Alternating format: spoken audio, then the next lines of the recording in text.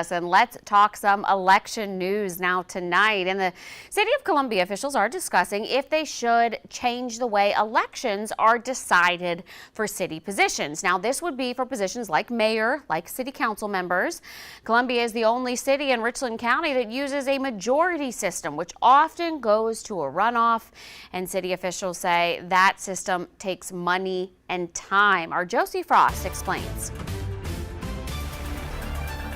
Columbia has a majority system, which means that a candidate has to get more than 50% of the vote to win.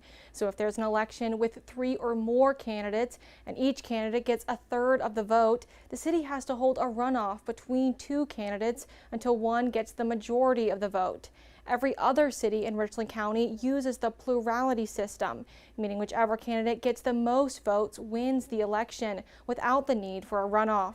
The city clerk, Erica Hammond, says these runoff elections can cost the city tens of thousands. The costs depend on the number of precincts that are open, the number of voters required to run those precincts, the number of ballots that need to be printed, postage.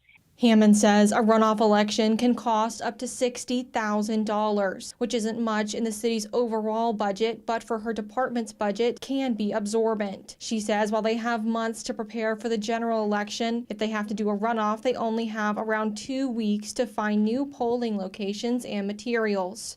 Making sure you have poll workers, making sure you have facilities, because the facility that was available, say on November 5th of this year, they may vote at a facility that may not be available. In a plurality system, there would be no runoff elections. But Councilman Peter Brown says that in a system like that, you can't ensure that a candidate has the majority support. I think the majority system actually makes your vote count more than anything, because you're ensuring that the person you elect is at least wanted by 50% plus 1.